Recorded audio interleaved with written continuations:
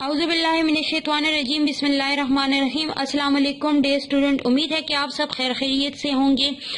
Unit number 8 thermal properties of the matter हम पढ़ रहे हैं। आज हमारा टॉपिक है topic number 8.5, page number 216 to 217। Topic is heat capacity and specific heat capacity. यहाँ पर हम सबसे पहले टर्म कैपेसिटी को जो है ना समझ लेते हैं कि हमारे पास कैपेसिटी है क्या। हमारे पास यहाँ पर एक 1 लीटर बॉटल हमने लिया हुआ है। इस 1 लीटर बॉटल में हमारे पास 1 लीटर पानी ही आ सकता है। अब हम इसमें ज्यादा पानी डालेंगे तो वो 1 लीटर पानी से अगर एक्सटेंड कर गया 1.5 हो गया तो हमारे पास पानी क्या होगा, वो बॉटल से नीचे गिरेगा। नेचुरल फिनोमेना है क्योंकि इसकी कैपेसिटी इतनी ही है, 1 लीटर इसकी कैपेसिटी है तो इसमें 1 लीटर वाटर ही आएगा, तो हम इसकी कैपेसिटी से ज्यादा इसमें नहीं डाल सकते। अब हीट कैपेसिटी हमारे पास क्या है? हीट कैपेसिटी का मतलब ये है कि हमारे पास ऑब्जेक्ट कितनी जल्दी हीट को एब्जॉर्ब कर लेगा, कितनी जल्दी इसकी ये कैपेसिटी है कि ये हीट को एब्जॉर्ब कर लेता है, ऑब्जेक्ट जल्दी हीट अप हो जाता है। तो ये हमारा टॉपिक है हीट कैपेसिटी का। लेकिन इससे पहले हम एक नेचुरल फिनोमेना को समझ लेते हैं कि हमारे पास एक नेचुरल फिनोमेना है। नेचुरल फिनोमेना क्या है कि जब हम सब्सटेंस को हीट अप करते हैं तो हमारे पास टेम्परेचर क्या होता है, टेम्परेचर राइज होता है। सेम जब हमारे पास हीट को लूज करता है कोई भी ऑब्जेक्ट तो हमारे पास क्या होता है, इसका टेम्परेचर डिक्रीज होता है। नेचुरल फिनोमेना है। फिर हमारे पास हम ले लेते हैं कि हम कहते हैं कि हमारे पास हर एक सब्सटेंस जो है वो कुछ को ज्यादा हीट की जरूरत होती है, कुछ को कम हीट की जरूरत होती है। तमाम सब्सटेंस हमारे पास एक ही अमाउंट ऑफ हीट पर हीट अप नहीं होते, उनका टेम्परेचर एक ही अमाउंट पर हमारे अमाउंट ऑफ हीट पे हमारे पास चेंज नहीं होता। अब हमने यहाँ पर 2 सब्सटेंसेस ले लिए हैं। हमारे पास एक वाटर है, एक हमने सिल्वर ले लिया है। वाटर को ज्यादा अमाउंट ऑफ द हीट की जरूरत होती है as compare to the silver. Silver हमारे पास जल्दी हीट अप हो जाता है, जबकि वाटर हमारे पास large amount of the heat लेने के बाद फिर क्या होता है, हीट अप होता है। इन आवर प्रीवियस लेक्चर हमने पढ़ा था कि हमारे पास नॉर्मल जो हमारे पास हमने पढ़ा था कि हम किसी भी ऑब्जेक्ट को ले ले तो 4 डिग्री सी टू 0 डिग्री से हमारे पास क्या होता है, कंट्रैक्शन होती है। हमारे पास कोई भी ऑब्जेक्ट नेगेटिव टेम्परेचर पर आ जाए तो हमारे पास आहिस्ता आहिस्ता डिक्रीज टेम्परेचर पर आता जाता है, तो वो हमारे पास क्या होता है, नेगेटिव हो या डिक्रीज इन टेम्परेचर आ जाए तो हमारे पास क्या होती है, कंट्रैक्शन होती है। लेकिन इन केस ऑफ वाटर हमारे पास 4 degree C to 0 degree C क्या होती है, एक्सपेंशन होती है। अब ये यहाँ पर हम ये फिनोमेना क्यों पढ़ रहे हैं, हम ये सिर्फ ये समझने के लिए कि वाटर को क्यों large amount of the heat की जरूरत होती है। तो हमने पढ़ा था कि 4 डिग्री से टू 0 डिग्री से हमारे पास क्या होती है, हमारे पास एक्सपेंशन होती है in case of water. Water के केस में हमारे पास एक्सपेंशन क्यों होती है, क्योंकि हमने इससे प्रीवियस लेक्चर में पढ़ा था कि this is the change behaviour of the water, जिसको हमने एनोमोलस एक्सपेंशन ऑफ वाटर का नाम दिया था। Anomalous expansion of the water के अकॉर्डिंग हमने फिर उसका पढ़ा था कि मेन रीजन हमारे पास इसका क्या है, मेन रीजन हमारे पास हाइड्रोजन बॉन्डिंग है। हाइड्रोजन बॉन्डिंग है। हाइड्रोजन बॉन्डिंग में हमने पढ़ा था कि हमारे पास जितना भी 4 degree C to 0 degree C temperature कम होगा, हमारे पास क्या बनेगी, हमारे पास हाइड्रोजन बॉन्डिंग मोर स्टेबल हो जाएंगे। वो हमारे पास जो है वो एनर्जी लूज अप कर जाएंगे, तो वो हमारे पास मोर स्टेबल हो जाएंगे, तो वो आसानी से ब्रेकअप नहीं हो सकते। तो अब वाटर को large amount of the heat की जरूरत क्यों होती है, क्योंकि हमने जब हम हीट को प्रोवाइड करते हैं, ये हमारे पास यहाँ पर आ जाता है, इसको हम लिख लेते हैं, एक्सप्लेन कर लेते हैं कि it takes lots of heat to increase the temperature of water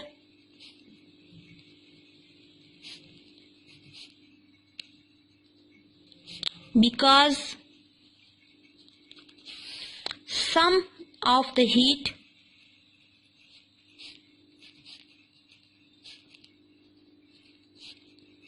must be used to break hydrogen bonds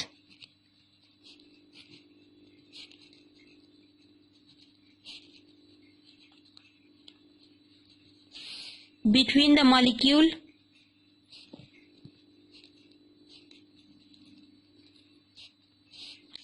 because of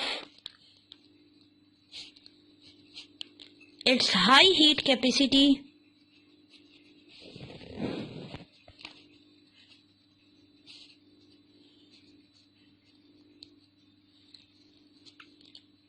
water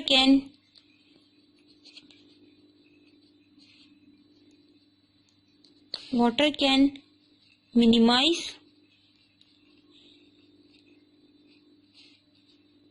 change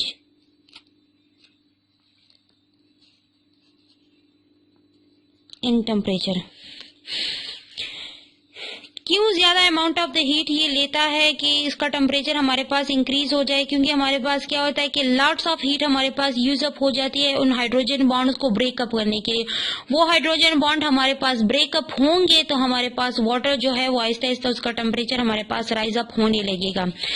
तो ज्यादा हीट कैपेसिटी की वजह से, ज्यादा हीट एब्जॉर्ब करने की वजह से हमारे पास वाटर का टेम्परेचर क्या होता है, वो मिनिमाइज होता है। मींस कि उसमें ज्यादा जल्दी से चेंज नहीं आता।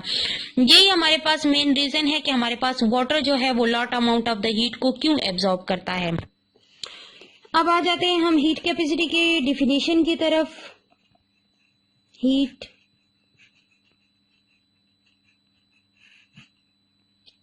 कैपेसिटी, हीट कैपेसिटी की डिफिनेशन की तरफ हम आ जाएं तो हमारे पास हीट कैपेसिटी क्या है? The quantity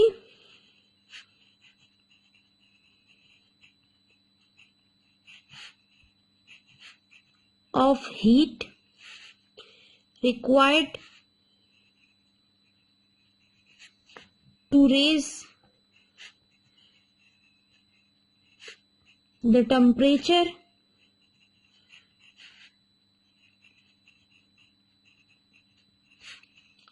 of a substance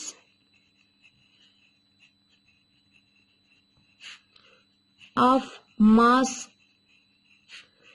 m by 1 degree Celsius or 1 Kelvin is called the heat capacity।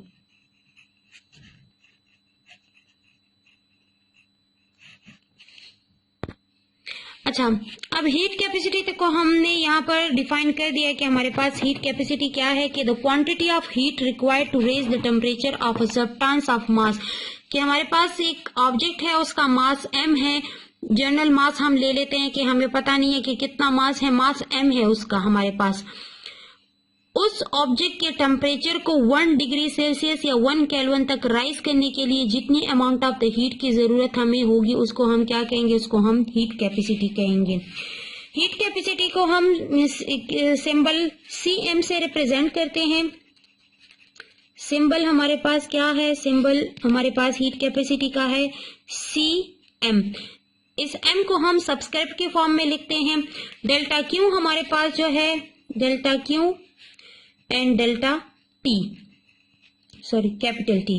Delta Q हमारे पास चेंज इन हीट है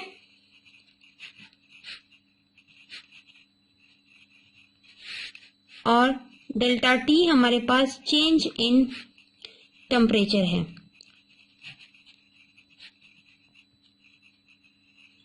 अब किस तरह से, फॉर एग्जांपल हमारे पास यहाँ पर एक बर्तन हमने ले लिया है, ठीक है। यहाँ पर हमने इसको यहाँ पर स्टैंड के ऊपर रख दिया है। अब नीचे हमने इसके लगा दी है, हमने रख दिया है अपना स्पिरिट लैंप वगैरह जो कुछ भी है वो हमने नीचे रख दिया है, ठीक है। अब हमारे पास आहिस्ता आहिस्ता हीट के अमाउंट में चेंज आएगा तो हमारे पास टेम्परेचर में भी चेंज आएगा। फॉर एग्जांपल स्टार्ट में ही हमारे पास इसका टेम्परेचर 20 डिग्री सेल्सियस था। Aahista Aahista with the change in heat हमारे पास हीट ने क्या किया, इस ऑब्जेक्ट को पहले हीट अप किया, फिर इसके अंदर मौजूद ऑब्जेक्ट को नीचे इसके मॉलिक्यूल्स को हीट अप किया तो मॉलिक्यूल ने वाइब्रेशन स्टार्ट की, फिर आहिस्ता आहिस्ता मॉलिक्यूल ने एक दूसरे को एनर्जी ट्रांसफर की, वो हमारे पास वाइब्रेट होना शुरू हो गए तो हमारे पास आहिस्ता आहिस्ता टेम्परेचर इसका क्या हो गया, चेंज होने लगी। इसका टेम्परेचर हमारे पास 21 डिग्री सेल्सियस तक पहुंच गया तो हमारे पास हीट में भी चेंज आएगा और हमारे पास आहिस्ता आहिस्ता जो है वो टेम्परेचर में भी चेंज आएगा। हीट में चेंज का मतलब ये नहीं है कि हमारे पास आहिस्ता आहिस्ता आग तेज होने लगेगी। स्टार्ट में हमारे पास जितनी हीट प्रोड्यूस हो रही है इस ऑब्जेक्ट को, पहले वो क्या करेगा, बॉटम से गर्म करेगा, फिर आहिस्ता आहिस्ता इसके अंदर जाकर इसके मॉलिक्यूल्स को गर्म करेगा, फिर आहिस्ता आहिस्ता हमारे पास वो मॉलिक्यूल्स एक दूसरे को एनर्जी ट्रांसफर करेंगे, तो हमारे पास एज अ होल ये हीट क्या करेगा, इस ऑब्जेक्ट का टेम्परेचर चेंज कर लेगा।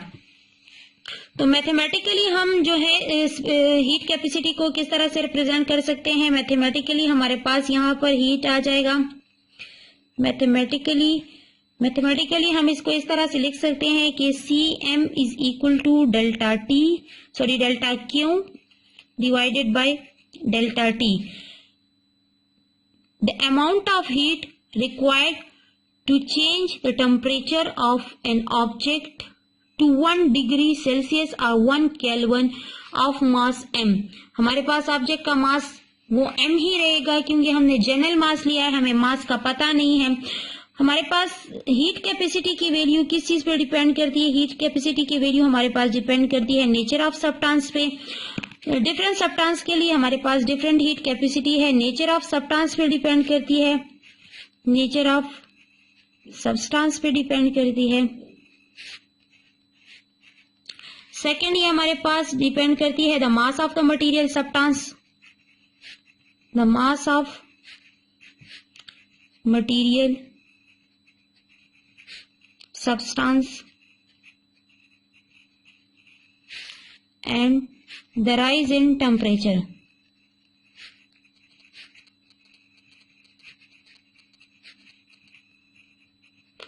नेचर ऑफ मटेरियल का क्या मतलब है कि हमारे पास ऑब्जेक्ट किस चीज से बना हुआ है, किस मटेरियल से बना हुआ है।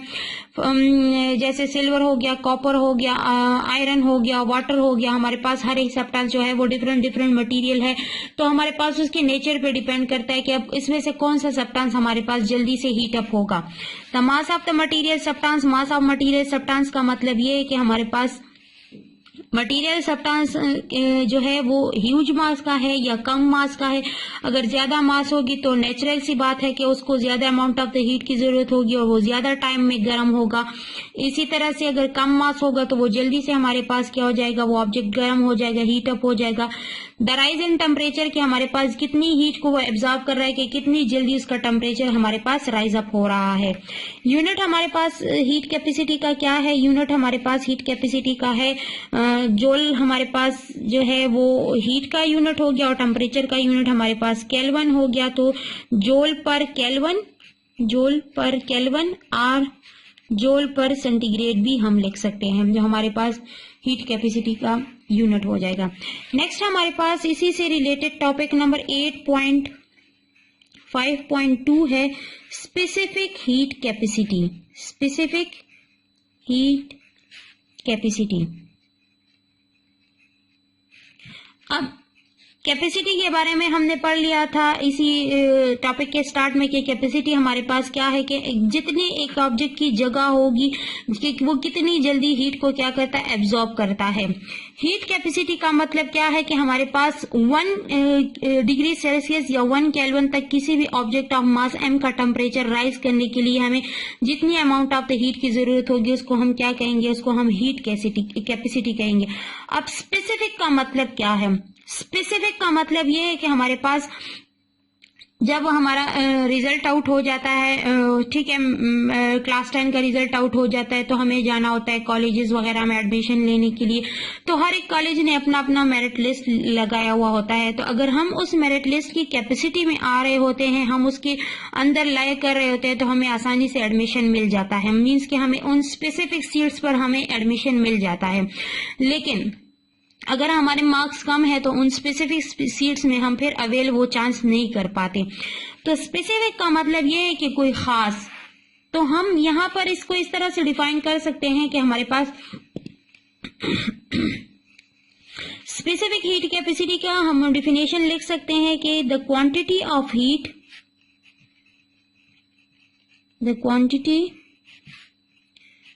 Of heat required to raise the temperature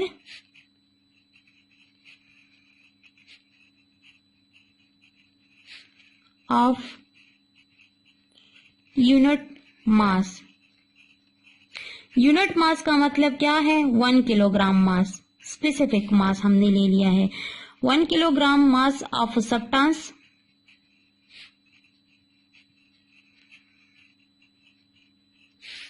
by 1 Kelvin or 1 degree Celsius is called specific heat capacity। वही हीट कैपेसिटी वाली डिफिनेशन है, लेकिन टर्म स्पेसिफिक के लिए हमने क्या कर दिया है, यहाँ पर स्पेसिफिक मास को पुट कर दिया है, यूनिट मास। यूनिट मास जो हमारे पास स्पेसिफिक मास, खास मास हो गया है, तो उस खास मास यानी कि 1 किलोग्राम मास हम किसी भी ऑब्जेक्ट का, 2-3 डिफरेंट ऑब्जेक्ट्स का ले लें, उन 2-3 डिफरेंट ऑब्जेक्ट को हम हीट प्रोवाइड कर दे, एक जैसी हीट हमने उनको प्रोवाइड कर दी है, तो अब हमारे पास उस ऑब्जेक्ट के नेचर पे डिपेंड करता है कि उनमें से हमारे पास कौन सा ऑब्जेक्ट जो है वो जल्दी हीट अप होगा। तो यहाँ पर हमारे पास definition, the quantity of heat required to raise, कि हमारे पास हीट की वो वाली क्वांटिटी, वो वाली मिकदार जो हमारे पास रेज करे temperature of 1 mass of unit mass means 1 kilogram. Specific mass वो हमने दे दिया है, specific mass 1 kilogram of the substance by 1 kelvin और 1 degree C is called the specific heat capacity. तो इधर से हम ये कह सकते हैं कि हमारे पास ये जब मास 1 किलोग्राम हो गया है, तो हमारे पास टेम्परेचर 1 डिग्री सेल्सियस या 1 केल्विन तक राइज होगा, तो कितनी अमाउंट ऑफ द हीट की जरूरत हमें होगी, तो इसको हम क्या कहते हैं, इसको हम स्पेसिफिक हीट कैपेसिटी कहते हैं। स्पेसिफिक का टर्म हमने यहाँ पर स्पेसिफिक मास की वजह से यूज किया है। तो हम इसी डिफिनेशन के अकॉर्डिंग हम इसको लिख सकते हैं इस तरह से, इसको हम इस तरह से लिख सकते हैं कि हमारे पास हीट क्या है, heat is directly related to the temperature. किस तरह से कि अगर हमारे पास हीट होगी तो टेम्परेचर में चेंज आएगा, अगर हीट नहीं होगी तो टेम्परेचर में चेंज नहीं आएगा। अगर ठीक है, फिर हमारे पास यही हीट जो है वो डायरेक्टली रिलेटेड टू है मास of the object, mass of object. अब मास ऑफ ऑब्जेक्ट के साथ हीट डायरेक्टली रिलेटेड क्यों है, इसी से पहले हमने पढ़ लिया कि हमारे पास मास ऑफ ऑब्जेक्ट पे डिपेंड करता है। तो मास ऑफ ऑब्जेक्ट अगर हमारे पास ज्यादा होगा तो ज्यादा अमाउंट ऑफ द हीट की जरूरत होगी, अगर कम होगा तो कम अमाउंट ऑफ द हीट की जरूरत होगी। ठीक है, तो यहां से हम इसको मैथमेटिकली इस तरह से लिख सकते हैं कि हमारे पास डेल्टा क्यू हमारे पास क्या है कि हमारे पास हीट क्या होगा, स्लोली ग्रेजुअली हमारे पास हीट जो है उस ऑब्जेक्ट को मिलती जाएगी, तो हमारे पास हीट क्या होती जाएगी, वो चेंज होता जाएगा। ठीक है, तो इसी वजह से change in heat is directly related to the change in temperature. हमारे पास आहिस्ता आहिस्ता टेम्परेचर भी चेंज होगा, and delta Q is directly related to the M. अब एम के साथ हमने डेल्टा का साइन क्यों नहीं लगाया, एम के साथ हमने डेल्टा का साइन इसलिए नहीं लगाया क्योंकि हमारे पास मास क्या है, मास इज कांस्टेंट। मास हमारे पास यहाँ पर क्या है, कांस्टेंट है, इस केस में भी कांस्टेंट है, और एज अगर हम देख ले तो हमारे पास वैसे भी मास एक कांस्टेंट क्वांटिटी है, वो हमारे पास कहीं पर भी किसी भी जगह पर चेंज नहीं होती। ठीक है, तो हमारे पास यहाँ पर आ गया delta Q is directly related to delta T, equation number 1, and delta Q is directly related to the mass of the object. अगर मास ज्यादा होगा तो हमारे पास क्या होगा, large amount of the heat की जरूरत होगी, अगर मास कम होगा तो हमारे पास कम अमाउंट ऑफ द हीट की जरूरत होगी। इन दोनों को इक्वेशंस को हम क्या करेंगे, कंबाइन कर लेंगे, कंबाइनिंग इक्वेशन 1 एंड इक्वेशन 2। हमारे पास आ जाएगा delta Q is equal to delta Q is directly related to M delta T.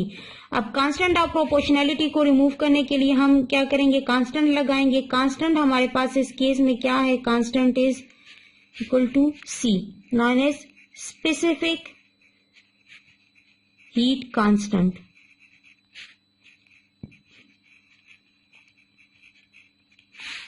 Delta Q is equal to C M delta T. अब सी की वैल्यू यहाँ पर हम स्पेसिफिक हीट कैपेसिटी की वैल्यू फाइंड करेंगे, तो हमारे पास आ जाएगा delta Q divided by M delta T. Unit हमारे पास क्या हो जाएगा, यूनिट हमारे पास इसका हो जाएगा, हीट का यूनिट जूल हो गया, मास का यूनिट किलोग्राम हो गया और टेम्परेचर का हमारे पास केल्विन हो गया। Joule per kilogram per kelvin हमारे पास स्पेसिफिक हीट कैपेसिटी का यूनिट हो गया। अब डिफरेंट सब्सटेंस के लिए हमारे पास डिफरेंट हीट कैपेसिटी होती है। वाटर का हमारे पास जो है वो हीट कैपेसिटी सबसे ज्यादा है। Water has high heat capacity, जो हमारे पास है 4190 joule per kilogram per kelvin at 15 degree Celsius. 15 degree Celsius हमने यहाँ पर क्यों लिया है, क्योंकि हमारे जब हम फ्रेश वाटर को लेते हैं तो वो उसका टेम्परेचर उस टाइम हमारे पास क्या होता है, 15 डिग्री सेल्सियस होता है। तो अगर हम 15 डिग्री सेल्सियस से 16 डिग्री सेल्सियस तक इसका टेम्परेचर राइज करेंगे तो हमारे पास कितनी अमाउंट ऑफ द हीट की जरूरत होगी, 4190 joule per kilogram per kelvin amount of the heat की जरूरत होगी। अब हमारे पास यहाँ पर इसी स्पेसिफिक हीट कैपेसिटी के हमारे पास कुछ इंपॉर्टेंस भी हैं, डिफरेंट इंपॉर्टेंस है हमारे पास। यहाँ पर बुक में इन्होंने दो डिस्कस किए हुए हैं। एक हमारे पास है moderate climate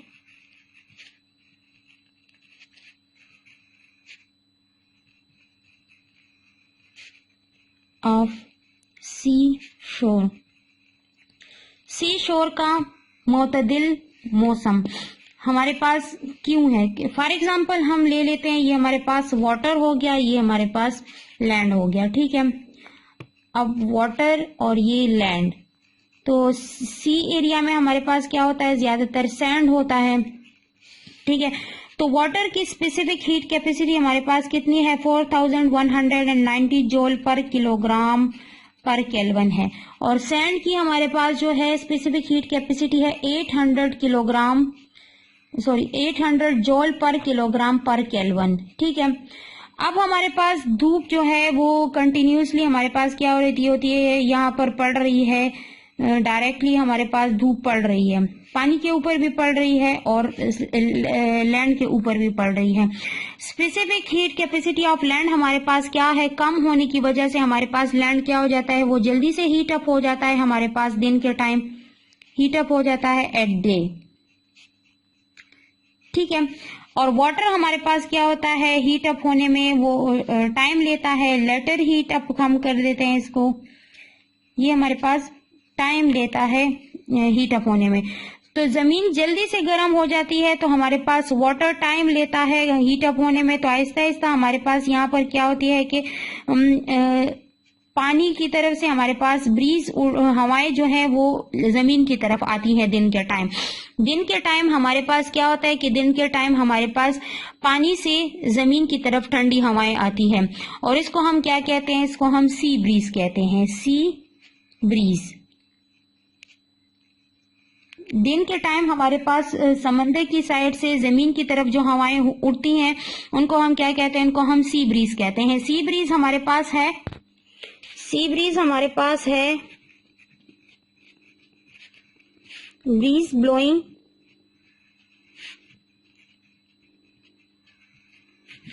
from sea towards the land during day time, ठीक है। तो हमारे पास क्या होता है कि टेम्परेचर नॉर्मल हो जाता है। इसी तरह से अब हमारे पास जो है दोबारा हम पानी ले लेते हैं, ठीक है, और ये हमारे पास लैंड हो गया, सैंड, और ये वाटर हो गया, ठीक है।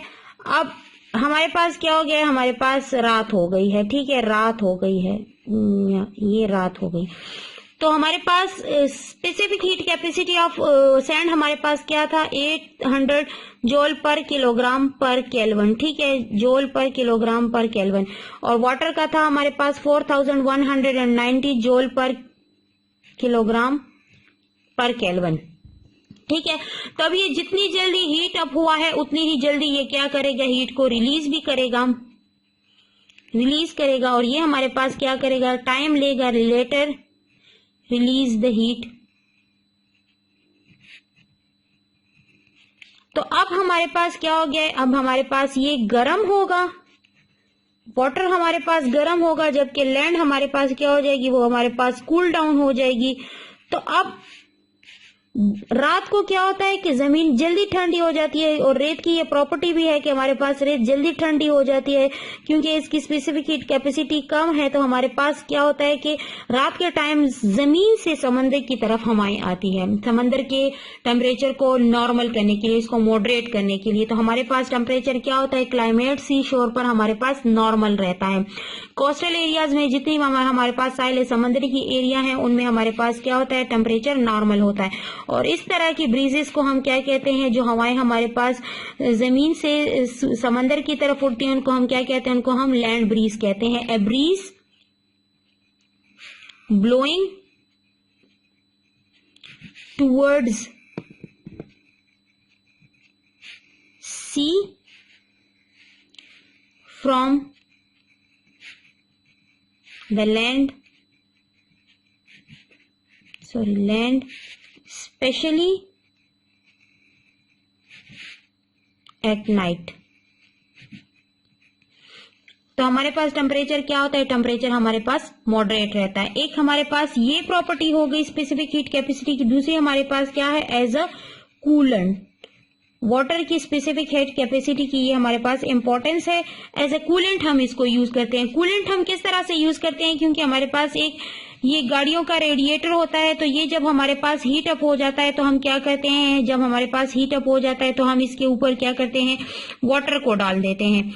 तो वाटर को हम जैसे ही डालते हैं तो हमारे पास वाटर क्या करता है, हीट को एब्जॉर्ब कर लेता है। ठीक है, इतनी हमारे पास इतनी large amount of the heat होती है, तो हमारे पास ये वाटर क्या करता है, हीट को आहिस्ता आहिस्ता एब्जॉर्ब कर लेता है। तो हमारे पास वाटर का टेम्परेचर हमारे पास रेडिएटर के क्या हो जाता है, रेडिएटर का टेम्परेचर हमारे पास नॉर्मल हो जाता है। तो रेडिएटर में हमारे पास ये पाइप्स को क्या करता है, पाइप्स को हमारे पास कूल डाउन करता है, कूल डाउन हो जाता है। और इसी रेडिएटर में दूसरा हम इसको जब ये हीट अप हो जाता है तो इसके ऊपर भी पानी डालते हैं।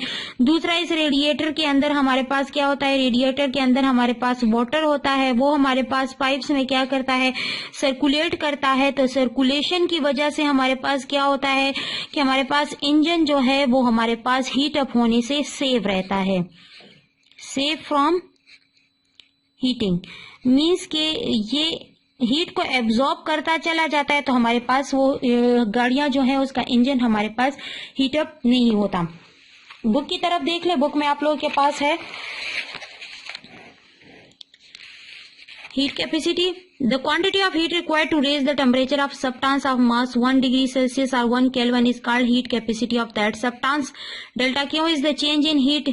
Q से हम heat को रिप्रेजेंट करते हैं, T से हम टेम्परेचर को रिप्रेजेंट करते हैं। मैथमेटिकली हम इसको लिख सकते हैं Cm is equal to delta Q divided by delta T. The value of this specific heat capacity depends upon the nature of material, the mass of the material, substance, the rise in temperature. Unit हमारे पास इसका है joule per Kelvin. If we take equal amount of the different substance, for example copper, iron and water, heat them at a given interval of time under same flame, एक जैसी heat हमने उनको दे दी है, तो हमारे पास क्या होगा कि जब हमने हमारा टाइम कंप्लीट हो गया तो हम फिर राइज इन टेम्परेचर को देखते हैं। तो राइज इन टेम्परेचर हमारे पास सबके लिए नॉर्मल सेम नहीं होता।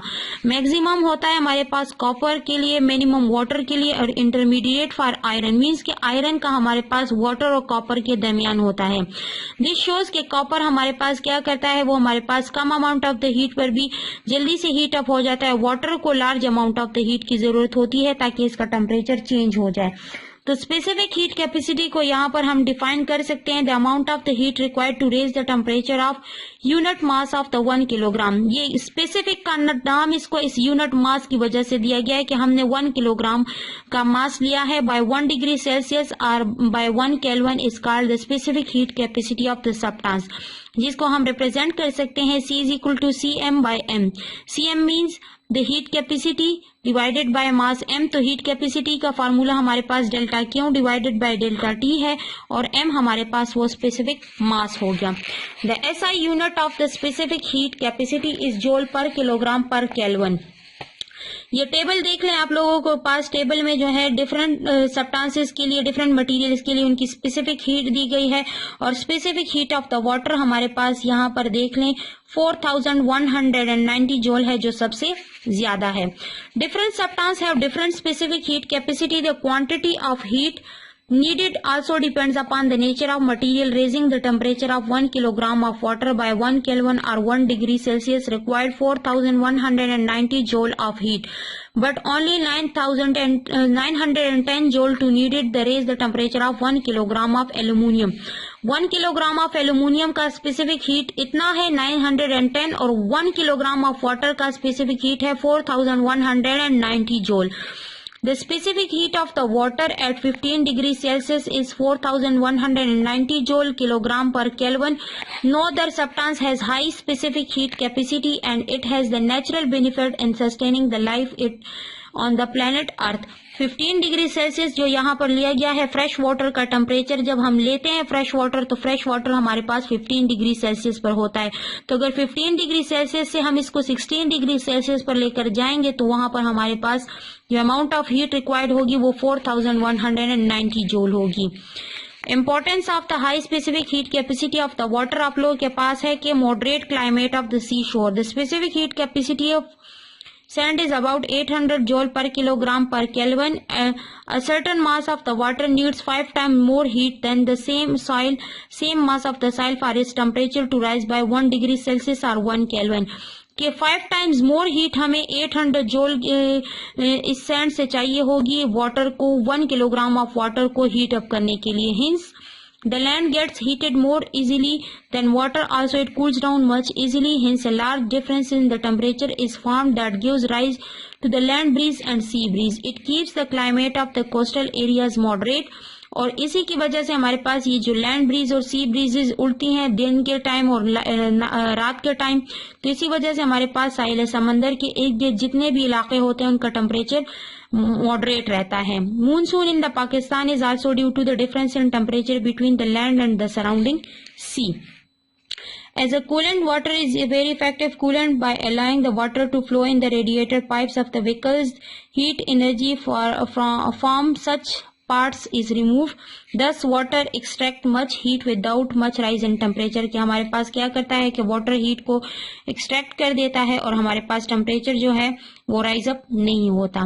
This was our today's topic. Thank you so much. Stay blessed and Allah.